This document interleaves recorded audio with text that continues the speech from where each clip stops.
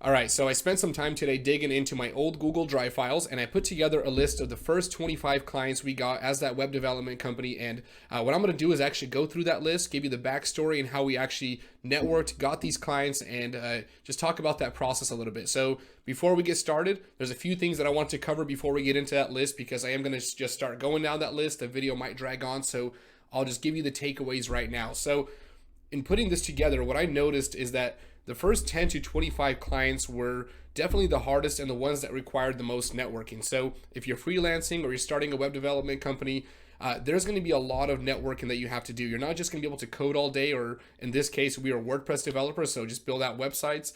You're going to have to really put yourself out there or have a partner that can do this for you, because it's hard to get your business out there and get started. And one thing that I did notice is once we got that ball rolling after that first 10 to 25 clients, our business ran on referrals. We got to the point where we were actually turning down clients because we were so busy. So we had clients referring other customers to us. We had people just on a personal level, anywhere they were, they would always hear about somebody needing a website and they would just refer us. And we really ran on that. But getting started was the tough part. So a few methods that we used, I would say the first one is we just networked on a personal level. So I had a few business partners, we had a couple of employees, and we always just let people know, talk about what we do. Don't go out and just shove business cards in people's faces, but just talk about what we do and let people know, keep your ears open.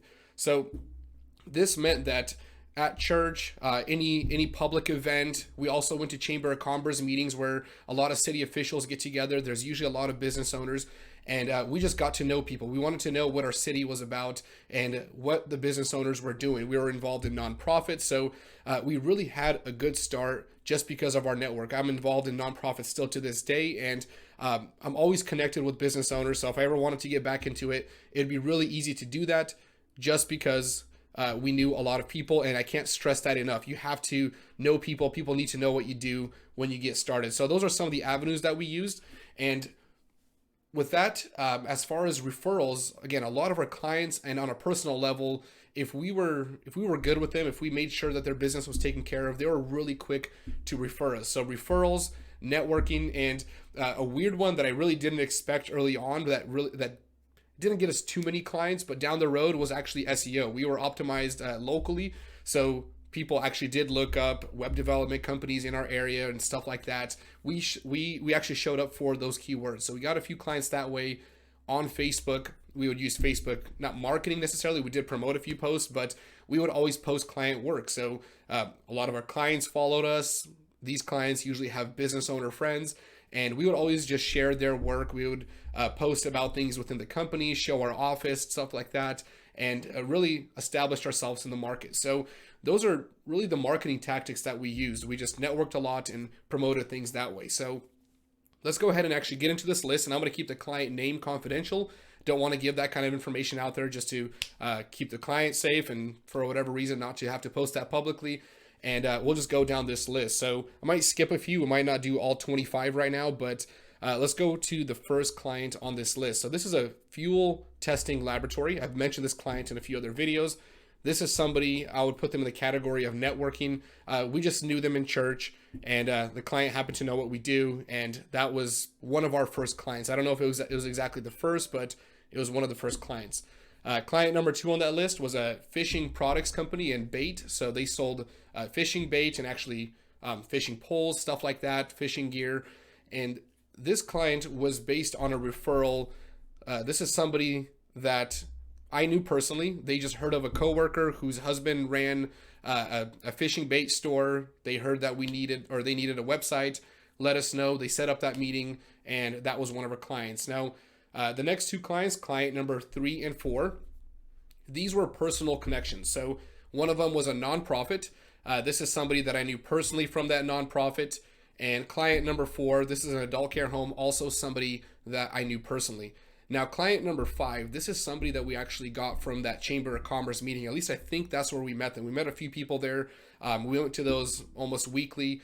And this is just a business owner that we met. This was a tire shop where they did repairs. They made tires, I think. I don't remember the details of that, but this was a tire shop that was based on purely networking.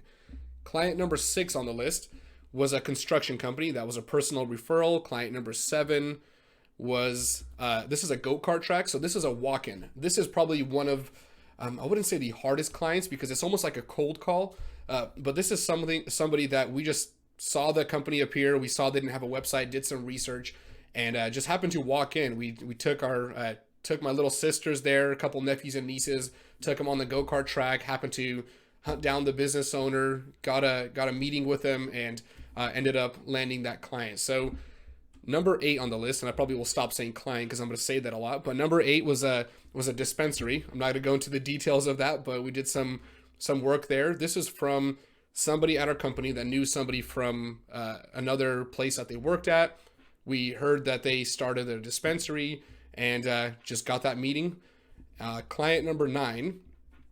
This is an IT company, so I would put that into the category of personal. So a personal relationship there. And number 10 was a dentist. This was actually a walk-in. Again, one of the more rare ones, but you walk into the office, try to go to the receptionist, see if they, do some research on that client before.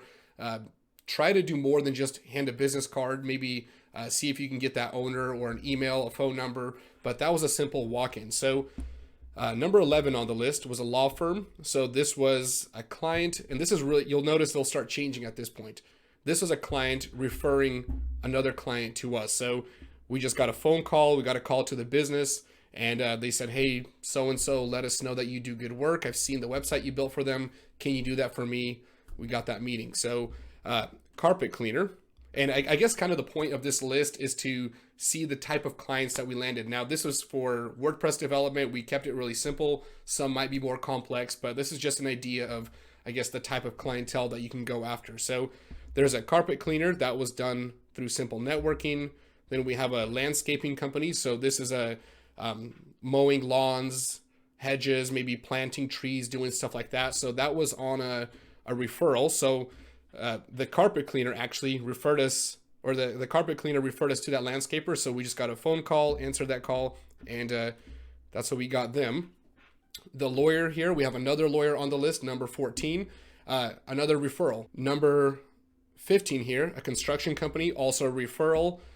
Number 16 was actually referred by number 15. So these two knew each other, and we probably got both clients within the same month, I think, there. So that was a referral. And the locksmith. So I've talked about this in videos before. This is actually a website that I built myself. And I guess I can put that in the category of SEO. So they happened to find us online. They actually found my website, ended up buying it, and then became a customer. So they were one of the earlier ones. Now, we have another dentist on the list. This was a personal referral. And this was from an employee at the dental office that knew us personally. And her boss was basically saying we need to find somebody that builds a new website for us because they're old, or that can build a new website for us.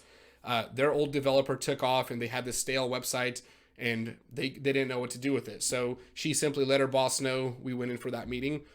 Then number 19, we have a construction company that was a personal relationship. We just knew the owner.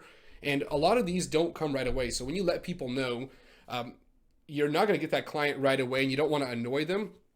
But if people know what you do, they'll see it. If you're posting it on Facebook or you're always talking about it, one of their friends might end up being one of your clients. And it really takes time to develop these relationships. So these can take a couple of months, maybe a year to really grow that relationship and eventually get it. Because the timing might not might not be right. They might not know the level of work you do or the quality. So it takes some time there. We knew that client for a long time. They needed it for a while, but the timing wasn't right. And then at some point, they just happened to work with us. So we have a pressure washer. So this is somebody that goes out and they clean the streets, they clean buildings, siding on houses. That was a personal referral. Now we have a clinic on the list. So I'd put this in the category of walk-in, but this is somebody that we just knew in the same office building that we were renting from. So this guy, he wasn't the owner, but he was a manager at this company or at this clinic here. He was always outside having a smoke. Funny that he's working at a clinic, but he was always outside. So I'd always just strike up conversations, got to know who he was. And then one day knocks on our door, says, hey, we need a website. Just very simple there. Just came right to our door, literally. So number 22 on our list, we have an accounting firm. This was somebody we knew personally. So that was a pretty simple client there. and we have a coffee shop for number 23. So this is a walk-in. I go to a lot of coffee shops, especially as a developer. I do a lot of work out there, and I always try to get to know any business that I go into. I always want to know the owner, not just for clients, but just to get to know people. It's always good to network as a anybody in business. So would just sit in the coffee shop, and would do some research there. Looked up the client, walked up, said, "Hey, I noticed you guys don't have a website," and that was a pretty simple one to get.